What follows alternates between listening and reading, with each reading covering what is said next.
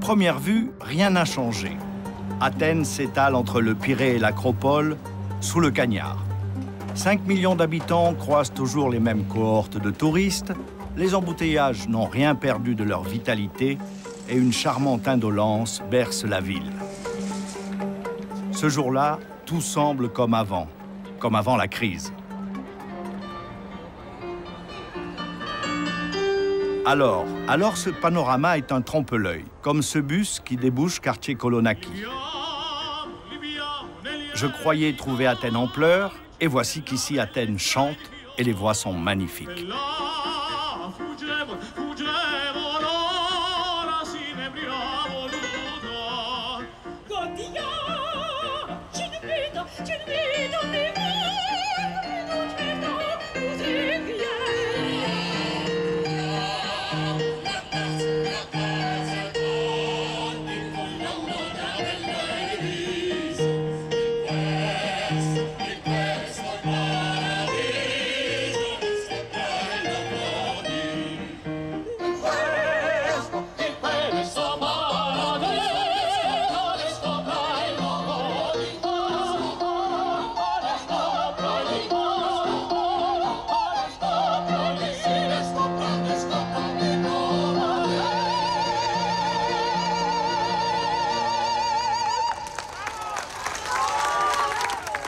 Le bel canto serait-il descendu sur le pavé? Mais qu'est-ce qui leur a pris à ces sopranos et ces ténors d'aller à la rencontre des habitants? Il faut comprendre. Je monte les voir sur leur scène automobile.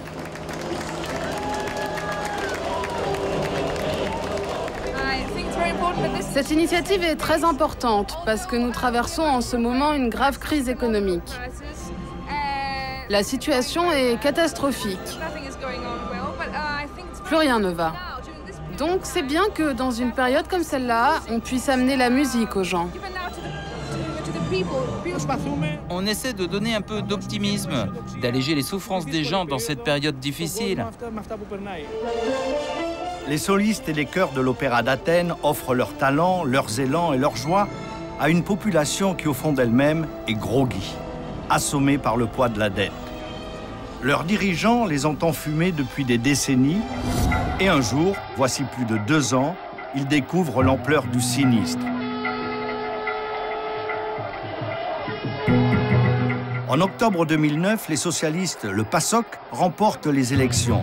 Leur leader, Georges Papandréou, devient le Premier ministre de la Grèce. Aussitôt, il tire la sonnette d'alarme. Son rival de droite, l'ancien patron du pays, Kostas Karamanlis, a maquillé les chiffres. Le déficit de la Grèce est 2 fois plus important qu'annoncé.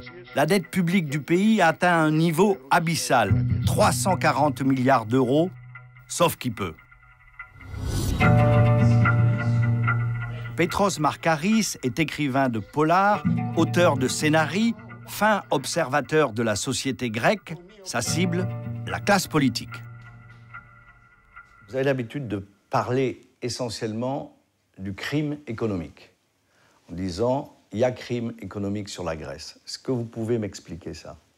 Je dois vous dire que tout l'État grec, depuis l'entrée dans l'Union européenne jusqu'à présent, a survécu grâce à des rapports de clientélisme et des rapports de corruption. Je ne dis pas que tous les Grecs faisaient partie de cette clientèle, ni que tous les Grecs étaient corrompus. Mais même nous qui ne l'étions pas, on l'a toléré, parce que pendant cette période, tout allait bien pour nous. Vous savez, c'est comme quand on prend des drogues. Au début, tout va bien. C'est après que la destruction arrive. C'est à peu près comme ça que les citoyens grecs ont vécu, comme sous sédatifs, en faisant de beaux rêves. Après, l'heure du réveil a sonné et ce réveil a été catastrophique.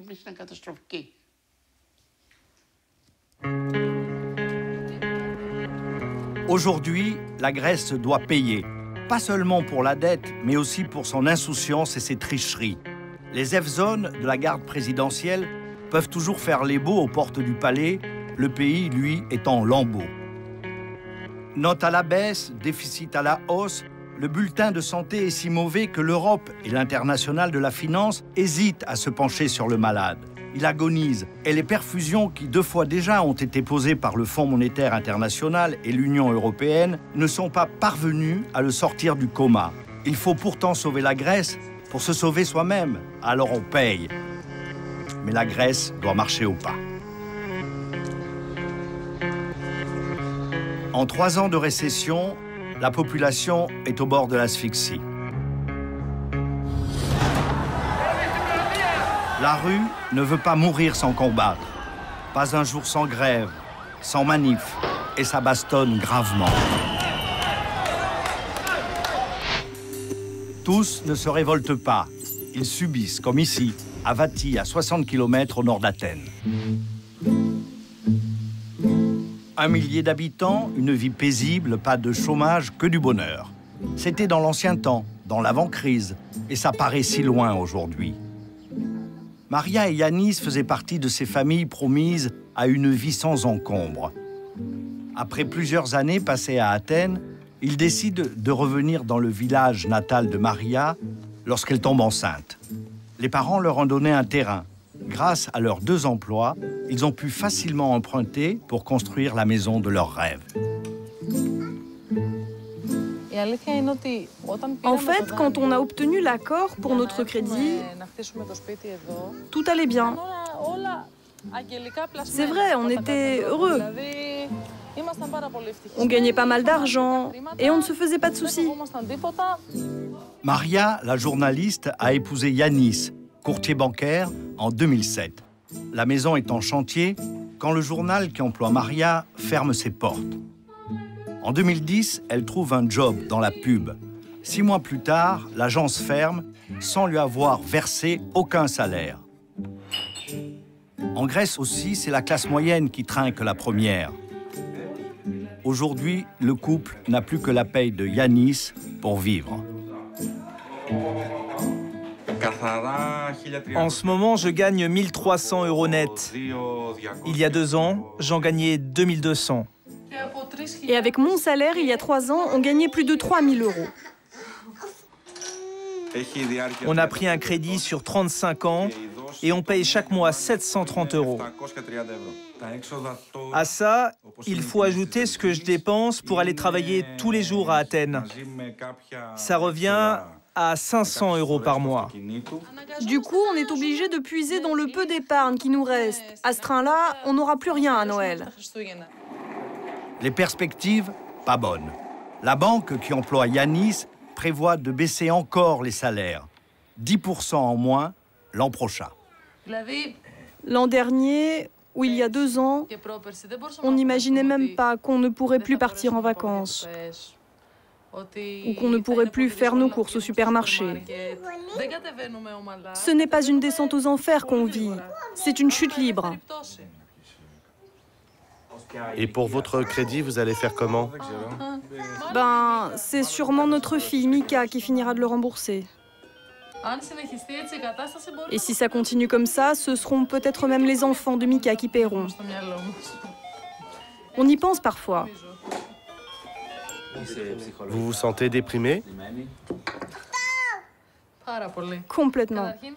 Moi, j'aurais voulu faire un 2e enfant et je ne peux pas. Pas en ce moment. Et en plus, je suis là, je tourne en rond et je ne sais pas quoi faire pour aider ma famille. À Vati, Maria et Yannis sont à la peine. Mais c'est tout le village qui a la gueule de bois. Les entreprises du coin ont fait faillite, beaucoup d'habitants se sont retrouvés au chômage. Du coup, tous les commerces, ou presque, ont baissé le rideau en l'espace d'1 an. Pour Maria et sa mère, triste balade dans un village fantôme. Imaginez qu'ici c'était le centre, il y avait toujours du monde. Avec le café, la supérette, l'autre magasin là-bas, le bistrot d'en face. Maintenant, tout est à vendre ou à louer. Il reste encore une dernière épicerie dans le village, mais les propriétaires, un jeune couple, n'y croient plus. Les rayons crient famine, les prix ont augmenté, Et l'État, pour renflouer ses caisses, vient de passer la TVA de 13 à 23%. Peut-on vivre avec moins que le minimum? Les prix ont augmenté parce que les charges ont augmenté aussi. C'est un problème pour les commerçants. Ils n'osent pas tout répercuter sur les prix. Et nous, on essaye de les soutenir. Mais ils sont en difficulté. Allez-y, dites-leur.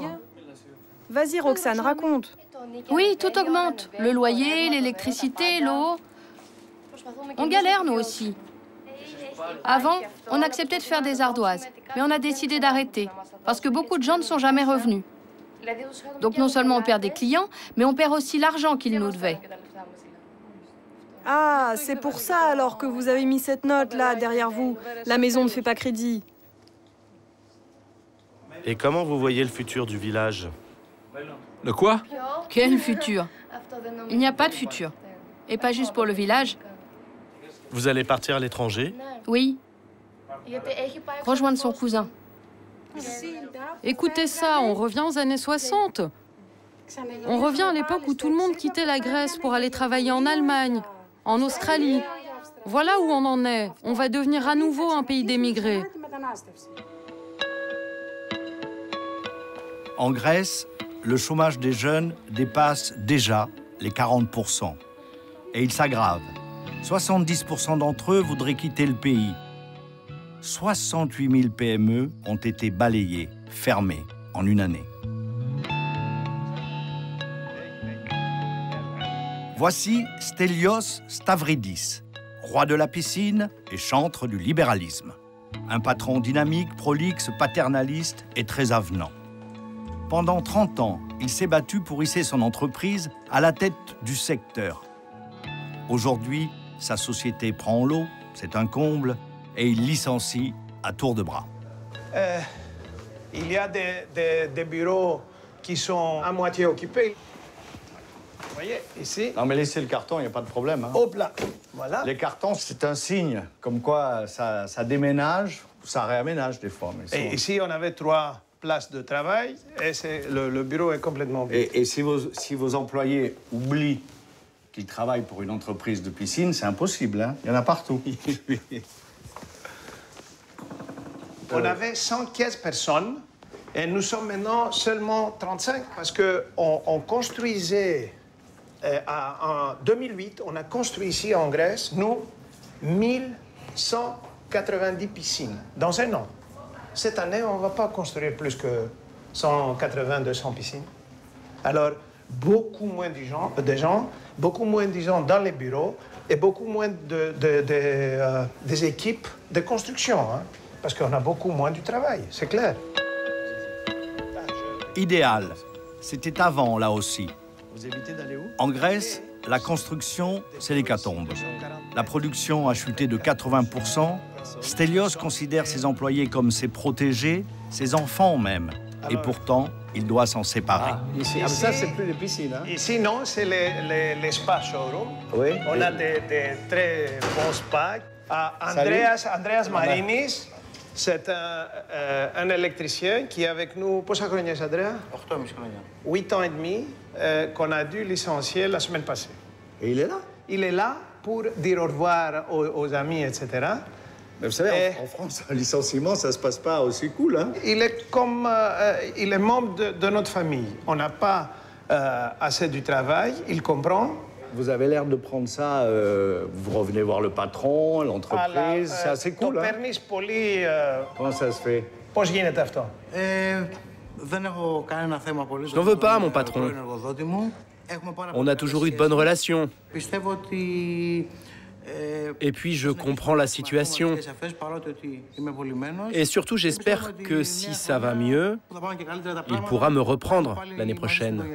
Est-ce que vous touchez une allocation pour le chômage? Oui, je vais y avoir droit. Et j'espère aussi que je pourrai rapidement retrouver du travail. Mais c'est quoi les autres possibilités? Eh bien, je me donne 1 an pour trouver. Et si la situation ne s'améliore pas en Grèce, je pense partir en Australie. Allez, salut Andreas. Et surtout, ne pars pas en Australie. Hein. Reste ici avec nous pour te battre. Bye bye. Visite avec Stelios. Dans ce quartier, les bétonneuses et les grues se sont tues. On n'a pas besoin de casser la vitre, là. Non, non, on peut... Les chantiers semblent pétrifiés. Les piscines ne sont que des fosses inachevées, et pourtant Stelios, le volontariste, veut y croire. Encore. Vous êtes un peu optimiste quand même? Je suis optimiste, oui. Ouais. Je suis optimiste. C'est la méthode Coué, je suis optimiste. Non, pas du tout, pas du tout. Il faut prendre les bonnes décisions et avoir la bonne culture. Pourquoi on ne peut pas avoir la bonne culture? Pourquoi les sociétés scandinaviques marchent? Pourquoi on ne peut pas marcher nous? C'est quoi la solution pour vous? Il faut voir la réalité. Il faut dire la réalité comment elle est. Il faut... Mais quand vous dites qu'il faut dire la réalité comment elle est, vous pensez qu'aujourd'hui les gens mentent? La vérité, bien sûr. Ils mentent sur quoi? Le système politique ne nous dit pas la vérité. Il ne nous dit pas la réalité. Il monte. Il y a des gens parmi les Grecs qui pensent que l'âge d'or peut continuer. Et vous avez vos habitudes? Ah oui, oui. Nos habitudes. On va sur les îles, je vous invite à Céphalonie. On va passer un bon moment, boire l'ouzo. Et on dit aux Européens, vous, c'est votre problème. C'est pas ça, c'est notre problème. Pour les Grecs, tout est d'abord la faute des politiques. En voici un, et pas des moindres. Le vice-premier ministre grec, le numéro 2 du pays, le bras droit de Papandréou. Vous savez, moi, j'ai dit 4 mots par lesquels je suis devenu fameux dans le débat politique en Grèce, et même odieux, je veux dire, pour une grande partie de la population. Et ces 4 mots, bon, je vais essayer de traduire, c'était nous avons gaspillé tous ensemble. C'est la chose qui est inacceptable parce que très peu de groupes sociaux reconnaissent leur participation dans ce qui est notre problème actuel, c'est-à-dire la faillite des finances publiques. Le problème de la Grèce se limite à ça. Nous ne sommes pas un pays pauvre, nous sommes un pays où l'État, pendant des années, a gaspillé l'argent public en dépensant plus que ce qu'il encaissait. Alors pourquoi c'est ce système? Le problème, pardon de vous interrompre, le problème c'est que quand cette vérité vient des dirigeants politiques, alors elle est déjà moins Il est clair que les dirigeants politiques sont responsables plus que tout autre, d'abord parce qu'ils sont plus hauts, parce qu'ils sont plus intelligents, par définition. Normalement, n'est-ce pas? Et en plus parce qu'ils ont bénéficié du système. Ce mea culpa omet de dire que les grands punis dans l'affaire, ce sont les plus faibles, victimes du gâchis orchestré par les puissants. Exemple le plus spectaculaire de la dérive grecque, les Jeux Olympiques d'Athènes en 2004. Souvenez-vous, une inauguration en grande pompe sous l'égide de la présidente du comité d'organisation Gianna Angelopoulos, l'épouse de l'un des plus gros armateurs grecs. Athènes, transformée en un chantier digne des travaux d'Hercule, des dizaines d'installations ultramodernes créées de toutes pièces et un retard monstre dans la finition des stades. 7 ans après, retour sur les installations olympiques. Le mirage des Jeux s'est envolé, la quasi-totalité des sites est à l'abandon, les amateurs de modélisme en profitent, les promeneurs y font pisser leurs chiens. Avec la crise, on ressort les dossiers. Le chantier des Jeux Olympiques devait coûter 2 milliards d'euros. Le coût final serait de 9 milliards selon le gouvernement. Mais des experts indépendants affirment que la facture réelle s'élève à 18 milliards d'euros. Un accident industriel rarement égalé. Sur l'Oaka, le principal site des Jeux, Foula Pharmadakis me montre les éléphants blancs, comme disent les Grecs en colère. Cette jeune cadre commerciale fait partie d'une commission citoyenne chargée d'éplucher les comptes de cette gabegie financière. C'est hallucinant. C'est hallucinant, oui. Mais c'est surtout très triste. Quel gâchis. C'est un énorme gâchis, ce qui est vraiment dommage, parce que ça aurait pu être profitable pour le pays.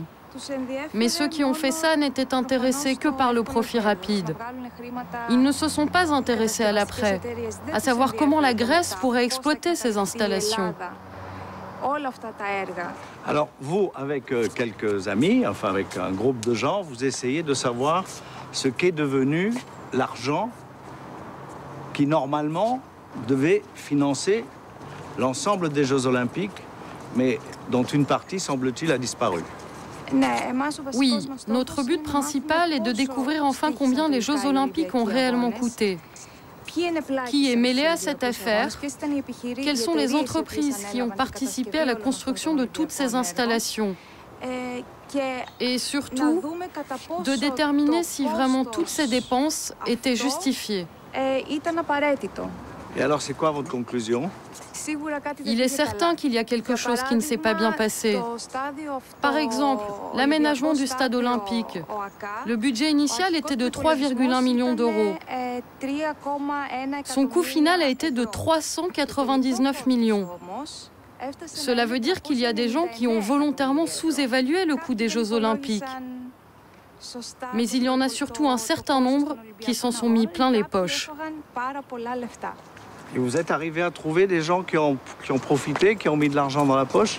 Dis-moi la vérité, quoi. Oui, bien sûr que oui. Vous avez identifié des gens? Oui. Qui? Je ne sais pas si je peux vous le dire devant la caméra, parce qu'il y a plein de gens connus mêlés à cette affaire. Si jamais personne dit qui triche, il ne peut pas y avoir de sanctions, il ne peut pas y avoir de jugement, donc ça va continuer. Or, votre groupe, il essaie d'assainir les choses. Les premiers responsables, c'est le comité d'organisation des Jeux Olympiques et ceux qui ont embauché le comité. C'était qui le président du comité olympique grec? On a un nom? Diana Angelopoulos, la présidente du comité d'organisation. C'est par elle qu'il faudrait commencer. Et vous, par votre action, vous espérez qu'il va rendre compte de ces malversations ou pas? Ça va dépendre de comment le peuple va nous soutenir et aussi des obstacles qu'on mettra sur notre route.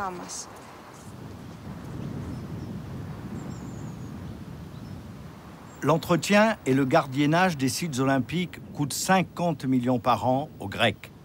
Aucun responsable n'a été ni inquiété ni sanctionné et l'ancienne présidente du comité d'organisation continue de se pavaner. Et pourtant, c'est bien à partir des Jeux que les finances publiques grecques ont vraiment dérapé. Ceux qui disent non transforment régulièrement la place Syntagma, face au Parlement, en un forum de la résistance.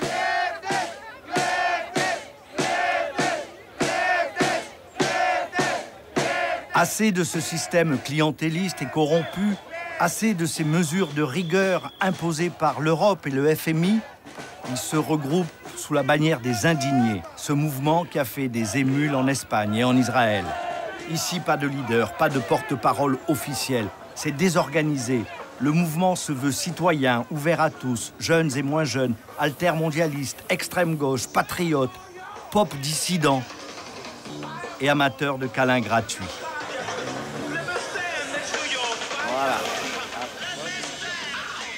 Leur slogan, changer le système politique. Leur bête noire, le libéralisme mondial. Vous vous indignez contre quoi? On est indigné, mais on n'est pas juste indigné. On a une expression en grec qui donnerait à peu près ça en français. On en a marre. Ça veut dire qu'on est arrivé à nos limites. On n'en peut plus. Donc on est contre tout ce modèle de société libérale qu'on essaye de nous faire passer comme étant la seule option. Alors que ce n'est pas vrai.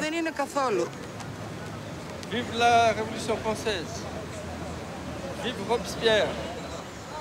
Les plus radicaux refusent la mise sous tutelle de la Grèce par la Troïka, FMI, Union européenne, Banque centrale européenne. Ils réclament l'annulation pure et simple de la dette. Cet homme fait partie du mouvement d'Implirono. En français, je ne paie pas. Il a fait 350 km pour distribuer son petit journal. Nous croyons que la dette qu'on nous impute n'est pas une dette réelle, que c'est une dette fabriquée par des usuriers avec la collaboration des politiciens de chez nous qui ont volé le peuple grec. Du coup, cette dette qu'on nous demande de payer ne nous concerne pas.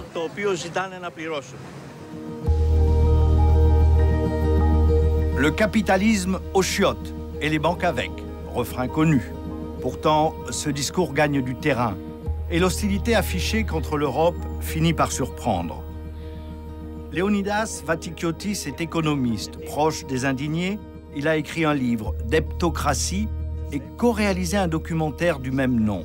Des mots et des images pour affirmer qu'il faut effacer la dette et sortir de l'Union européenne. D'accord, donc l'Union européenne a favorisé, de votre point de vue, la dette grecque. Tout à fait, oui. L'Union européenne est responsable du niveau que la dette publique grecque a atteint. Un de nos arguments est qu'une fois que la dette a dépassé 60% du PIB, le seuil prévu par le traité de Maastricht, cette dette n'aurait pas dû être acceptée par l'Europe, c'est-à-dire qu'elle aurait dû être considérée tout de suite comme une dette illégale et non viable. Une dette odieuse. Et la seule et unique solution qui pourrait résoudre ce problème économique, le problème de la Grèce, c'est l'arrêt des paiements et la suppression, si ce n'est de la totalité de la dette, d'au moins une large partie de celle-ci. Toute autre solution, comme de continuer à prêter de l'argent à la Grèce, alors qu'on sait qu'elle ne peut pas rembourser, c'est comme d'aller dans le mur, c'est se rapprocher un peu plus de la faillite. Est-ce que vous avez envie, vous économistes, avec vos amis, d'empêcher cette faillite, ou au contraire, vous la souhaitez? Nous, bien évidemment, on rejette la faillite, parce que nous savons que celui qui subira les conséquences sera le peuple grec, en tout cas la grande majorité des citoyens. Pourquoi l'État devrait payer, alors que cette dette a un coût social si élevé? Pour que la Grèce puisse payer ses créditeurs?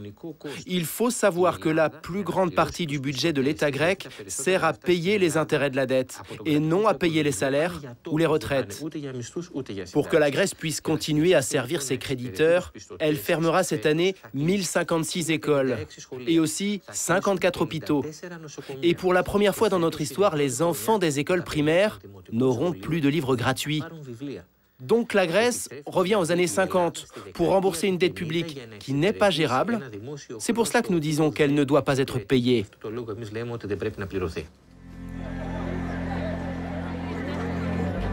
Le remède serait-il pire que le mal? Dans les soupes populaires à Athènes, de plus en plus de Grecs se mélangent aux immigrés clandestins. La communauté internationale, qui vient d'accorder un deuxième prêt pour sauver le pays de la faillite, a réclamé en échange des mesures brutales. Baisse des salaires, certains Grecs ont perdu 50% de leur pouvoir d'achat, suppression de 150 000 postes dans la fonction publique, suppression de nombreuses allocations, hausse générale des taxes et des impôts. Comme dans un pays en guerre, les civils se jettent sur les anxiolytiques et les antidépresseurs. Les plus fragiles craquent.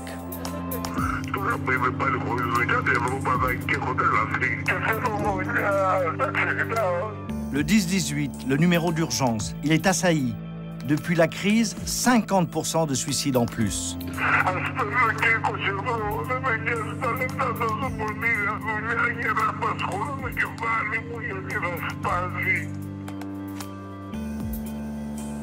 À l'association Climaka, où arrivent ces appels, 5 personnes se relaient 24 heures sur 24 au téléphone.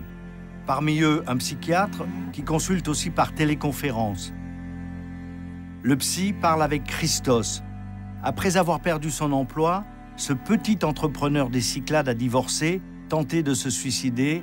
Aujourd'hui, il vit sous psychotrope. Comment tu te sens par rapport à avant? Psychologiquement, tu te sens mieux?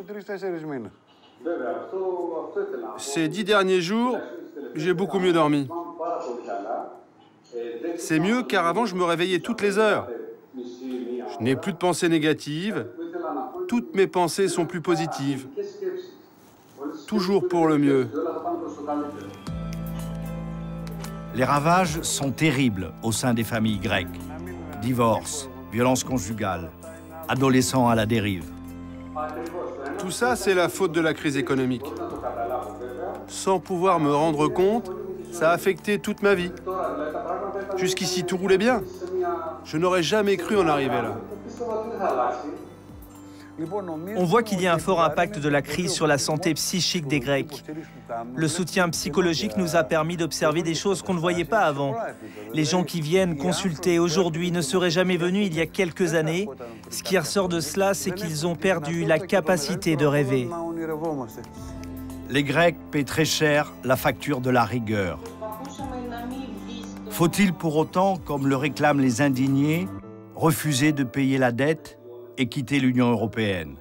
La réponse du vice-premier ministre grec est cinglante. Est-ce que je peux m'exprimer librement? Mais bien sûr. Aussi librement que le général de Gaulle. Oui, allez-y.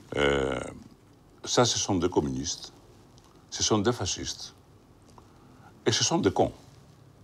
Comment est-ce que cette dette a été créée parce qu'ils nous ont prêté de l'argent? Ils nous ont prêté de l'argent parce qu'on avait la dette.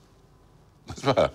Alors, si on repart un peu de la population, eux, directement, ils commencent déjà à prendre ce coup, ce coup sur la tête. Il faut dire pour les spectateurs français que nous ne savons pas fait parce que nous sommes des sadiques, n'est-ce pas? Oui.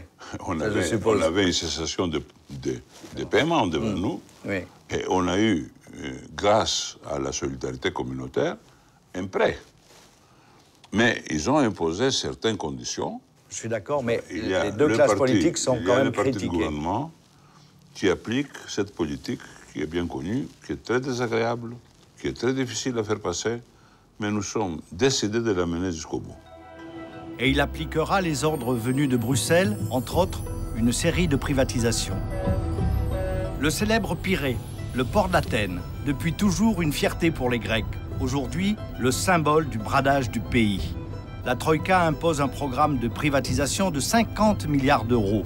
La plupart des grandes entreprises publiques sont concernées. Le port commercial du Pirée est passé en partie depuis 2 ans aux mains du privé. Pire, il est livré aux étrangers. Dans quelle partie du port du Pirée on se trouve là exactement? Ici, c'est la partie la plus importante du port. C'est ici que se trouve le principal terminal de containers desservant toute la Grèce. Et c'est aussi un point stratégique du trafic commercial pour toute la Méditerranée. Ici, il y a la partie bleue et la partie jaune-orange. C'est quoi la différence entre les deux? Pourquoi ces deux couleurs? Le terminal des containers du Pirée est divisé en 2 parties. Le bleu, c'est celui qui a été concédé pour une durée de 35 ans à une compagnie chinoise appelée COSCO. COSCO, le numéro 5 mondial des transports. Pour les Chinois, la crise grecque est une aubaine. Le Pirée doit devenir leur port d'entrée vers l'Europe. Exceptionnellement, ils nous ont accueillis sur leur terminal. Leur directeur commercial adjoint vante leur efficacité. La durée moyenne de prise en charge d'un container est de moins de 7 minutes, alors qu'avant, les camions passaient 1 heure, voire 1 heure et demie à faire la queue en attendant ici. 16 caméras scannent les camions et leurs cargaisons, les quais, les grues, toute l'infrastructure du port est en train d'être modernisée. Le plus important, c'est l'investissement. On ne reste pas assis à attendre les cargos. Vous voyez ici la construction d'un nouveau quai. Ce sera fini d'ici la fin octobre, avec 2 ans d'avance sur le contrat de concession. COSCO a déboursé 4,5 milliards d'euros pour obtenir la gestion des 2 tiers du port commercial. C'est le plus gros investissement chinois en Europe, inauguré par les premiers ministres grecs et chinois en personne. Le plus souriant sur la photo, c'est lui, le patron de COSCO pour l'Europe, le capitaine Fu Chengqiu. Il compte bien doubler la capacité d'accueil du Pirée d'ici 1 an. Ça, c'est la porte d'entrée du port. S'il y a un embouteillage, je le vois tout de suite. Et j'appelle immédiatement le manager pour qu'il arrange ça. Mettre en place cette efficacité à la chinoise n'a pas été simple. Lorsque COSCO est arrivé, les dockers du Pirée se sont mis en grève et ont bloqué le port pendant plusieurs semaines. La difficulté principale pour nous, ça a été de changer un peu les mentalités des gens qui travaillaient sur le port. C'était un peu le style ottoman, comme on dit. Il y avait pas mal de dessous de table et les procédures n'étaient pas très claires. Au début, les Grecs nous ont dit « Cosco, rentrez chez vous ». Ils s'inquiétaient car ils pensaient que beaucoup d'ouvriers chinois allaient venir pour travailler ici. Les dockers craignaient de perdre leur emploi. Mais nous leur avons donné leur chance et engagé beaucoup d'employés locaux. Mais les 500 salariés grecs doivent se plier aux habitudes maison. Beaucoup de sous-traitance et d'intérim, pas de syndicats ni de conventions collectives. On a une grosse direction des ressources humaines qui s'occupe de toutes les requêtes du personnel. On s'occupe aussi de leur famille. Donc nous ne voyons pas, ils ne voient pas de raison pour l'instant de monter un syndicat. Vous avez repris les dockers qui travaillaient ici avant? Non, les gens qui étaient employés ici continuent à travailler sur l'autre terminal, celui qui appartient à l'État grec. De l'autre côté du port, les Grecs sont toujours aux commandes. Le terminal est géré par une société d'État. Sur ce bassin-là, le syndicat des dockers fait la loi. Georgios Papavassiliou, son secrétaire général, a du mal à digérer la cuisine chinoise. Chinese go home. C'est vous qui avez écrit ça? Oui, tout à fait. Ce sont des collègues d'ici. Cela illustre bien le point de vue de tous les salariés du port du Pirée. Ils considèrent que le port peut rester sous l'autorité grecque et qu'il devrait rester sous contrôle de l'État. Est-ce que vous pouvez me dire combien gagne un docker ici, combien gagne un docker là-bas, pour le même temps de travail? Ici, le salaire mensuel d'un employé avec 20 ans d'expérience, marié avec 2 enfants, c'est d'environ 1 500 €. Là-bas, les salaires sont différenciés selon le statut. C'est-à-dire que Cosco a ses propres employés, mais il travaille aussi avec des sous-traitants, des employés à 3 vitesses, qui ont d'autres salaires. La différence peut dépasser les 500 € par mois.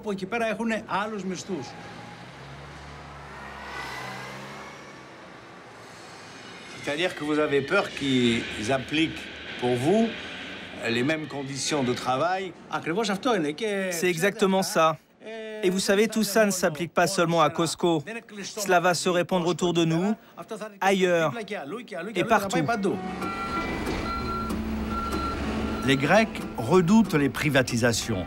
Leur pays n'est pas à vendre et le secteur public compte 1 million de personnes, 1 salarié sur 5. Les fonctionnaires craignent d'être décimés.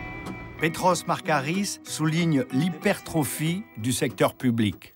La Grèce a créé un système, je ne sais pas comment on dirait ça en français, je dirais nourri par l'État. Tout le monde attendait tout de l'État. Le problème, à mon avis, se trouve exactement ici. Comment est-il possible que les Grecs soient aussi fortement attachés à un État qui, depuis que cette crise a commencé, ne pense qu'à se protéger lui-même? Ça reste un mystère pour vous? Oui, mais je crois que les Grecs vont comprendre, même si je ne peux pas prévoir combien de temps ça va prendre, que la première chose qu'il faudrait faire, ce serait de couper le cordon ombilical avec l'État.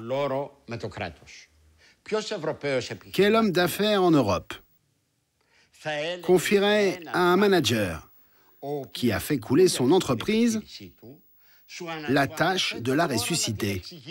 Aucun.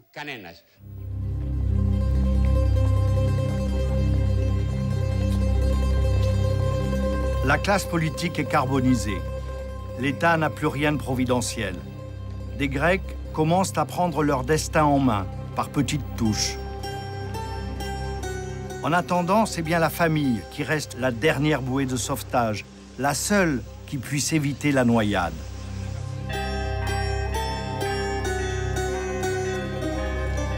Retour à Vati. le village où vivent Maria et Yanis. Ce dimanche, ils se rendent en famille à la messe. Après tout, si Dieu peut donner un coup de main. Est-ce qu'on peut dire que finalement, la seule chose qui n'a pas changé dans votre vie et en Grèce, depuis tous ces mois, c'est l'Église? Oui, c'est notre espoir. On espère que la Vierge et le Seigneur vont nous aider pour que tout s'améliore. Pour notre santé, notre famille. C'est pour ça qu'on prie. Enfin, nous, les jeunes, on n'y croit pas tant que ça. Mais les anciens essayent toujours de nous amener à l'église dans l'espoir que la Vierge nous aide à sortir de la crise.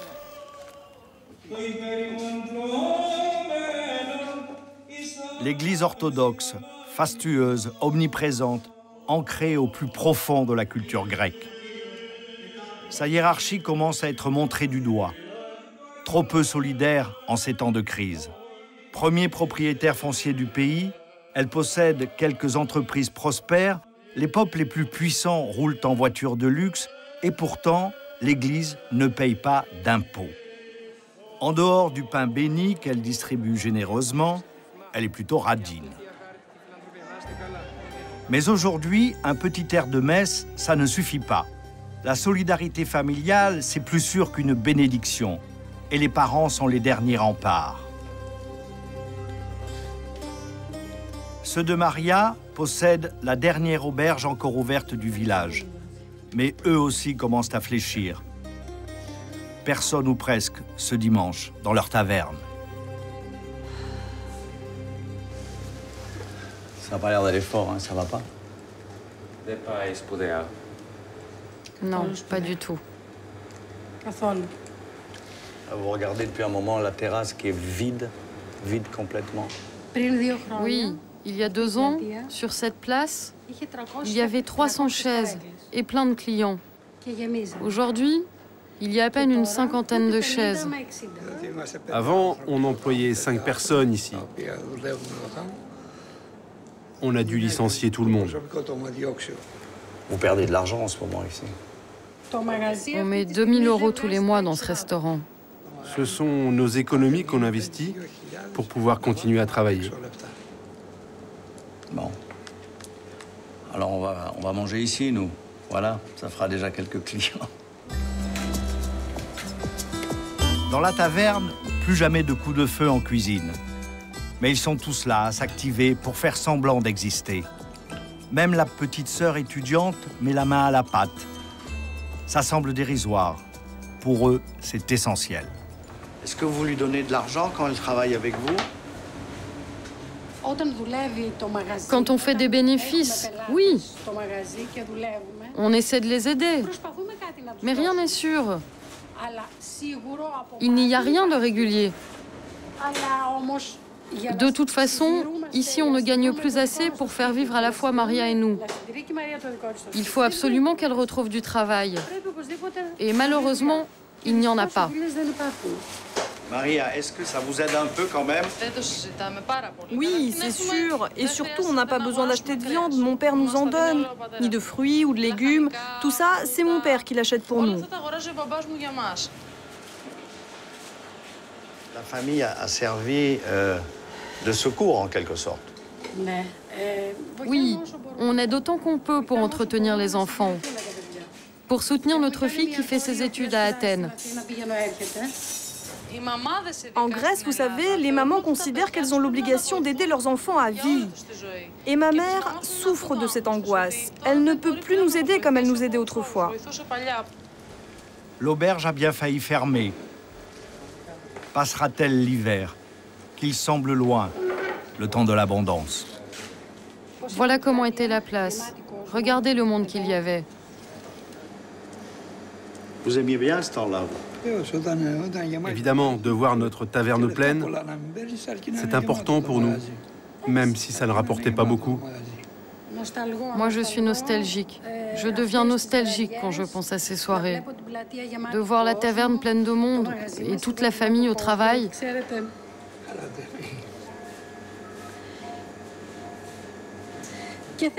Et aujourd'hui, on aimerait pouvoir se réjouir de nos efforts. Mais malheureusement, on ne peut pas, car lorsqu'on regarde autour de nous, on voit qu'il y a toutes ces entreprises qui ferment. Et on a peur que ça nous arrive aussi.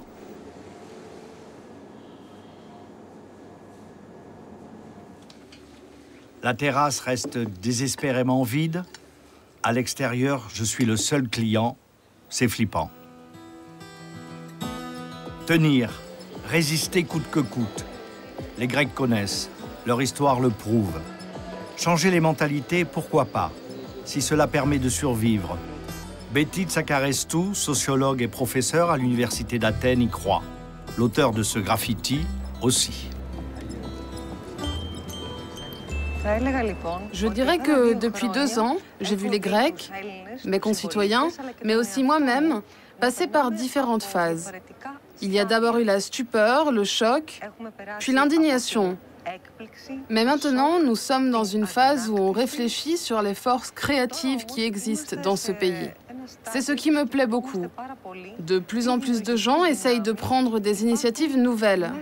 Je reprendrai une formule qu'on entend de plus en plus souvent et qui dit « La crise est une opportunité ». Est-ce qu'il y a une autocritique sur le comportement même de la population grecque? Oui, c'est le cas chez pas mal de Grecs. C'est dur d'un côté de se rendre compte de cela et aussi de l'accepter. Mais d'un autre côté, ça nous libère d'un poids. L'électrochoc crise va-t-il révolutionner les mentalités de ce pays où on se la coule douce en fermant les yeux sur le coulage généralisé? Prenons la fraude fiscale. 1/4 de l'activité économique au moins échappe à l'impôt. Un manque à gagner de 40 milliards d'impôts l'an. Riposte tardive mais réelle de l'administration fiscale, la mise à disposition des citoyens d'un numéro d'appel spécial délation depuis 2 ans. Et sa balance, dénoncer un tricheur devient un acte civique. Oui, monsieur. C'est pour un cas de fraude fiscale? Il ne donne pas de facture? Il ne donne ni note ni facture. Aucun reçu. À personne. Il ne donne ni note ni facture. Et ils font du commerce. Ils exportent du grain et d'autres choses. Et en plus, ils ont 2 voitures chacun. Et tous les ans, ils en achètent une nouvelle à leur copine. Merci, monsieur. Merci et bonne journée. Chaque jour, le service de Petros Semelis reçoit une centaine d'appels de dénonciation. L'an passé, près de 20 000 cas de fraude ont été traités. Les conversations sont parfois surréalistes. Chef, je peux vous poser une question? Est-ce que les cimetières doivent donner des factures? Les cimetières? Par qui? Par la mairie? Normalement, oui, ils doivent en donner. Allô, vous m'écoutez? La réponse, c'est oui. Logiquement, c'est la mairie qui doit vous donner une facture.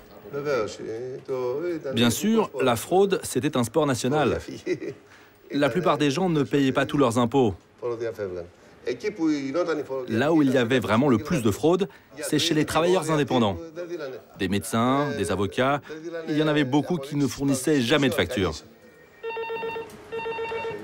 Une nouvelle loi prévoit une prime au délateur. Bonjour. Elle représente 10% du redressement, voire 25% si le fraudeur confondu est un fonctionnaire. Quand les gens voient qu'ils payent leurs impôts et que d'autres les volent en ne les payant pas, ils commencent à comprendre que ce n'est pas mauvais de dénoncer les fraudeurs. C'est même une obligation. Est-ce que vous connaissez leur numéro de registre fiscal? Est-ce que j'ai l'air de plaisanter, là? On est pire que les talibans. On fait la guerre aux fraudeurs pour récupérer nos impôts. Parce qu'on croit que si on parvient à limiter la fraude, l'argent va rentrer et comme ça, on ne baissera pas nos salaires. Bon, ce commando antifraude compte peu de soldats et leur équipement reste artisanal. Ils remplissent les fiches à la main, ça prend du temps, beaucoup de temps. La lutte antifraude n'a rapporté que 6 milliards d'euros en 2010. L'objectif fixé, dépasser les 9 milliards.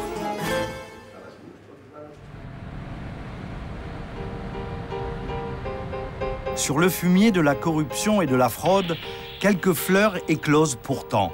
Des hauts fonctionnaires courageux et exemplaires sont bien décidés à nettoyer les écuries. Dans la construction, par exemple, les 3/4 des habitations sont illégales. Le bakchich est roi. Bonjour. Bonjour. Margarita Karavassili est une héroïne, une empêcheuse de frauder en rond. Le numéro 2 du ministère de l'Environnement est un Elliot Ness en jupon. Ces agents ont repéré dans une zone forestière protégée 2 maisons construites illégalement. On essaye de tout ce monde-là qui ont fait de construction illégale de payer des amendes. Margarita l'incorruptible utilise tous les outils technologiques pour débusquer les arnaqueurs. Cette région, on l'observe régulièrement par satellite. On a un relevé tous les mois et on compare les clichés. Voilà par exemple l'image avant et l'image actuelle. Et on peut voir le changement puisque cette construction est apparue. En général, combien de temps ça prend entre ça et la démolition? Malheureusement, hein, ça prend du temps. Le propriétaire de l'une des maisons s'inquiète de notre présence. Il vient au contact. La discussion s'engage.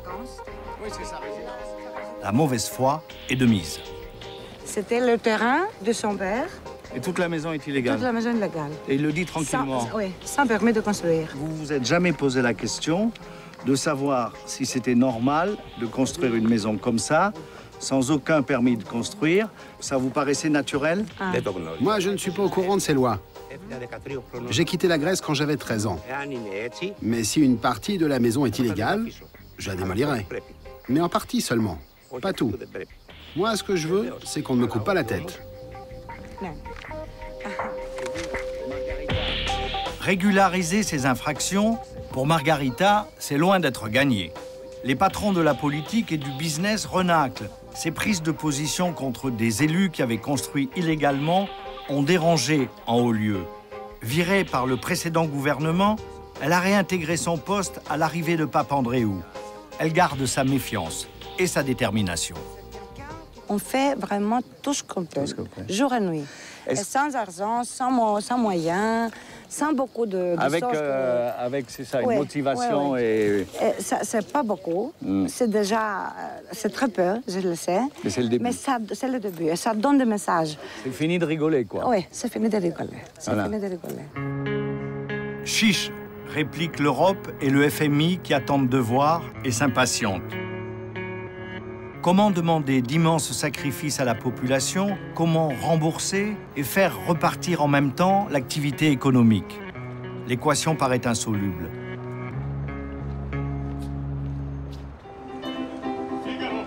Heureusement, dans ce périple où tout un peuple est mis au piquet, j'entends encore et encore ces notes cristallines qui disent que la vie doit rester la plus forte.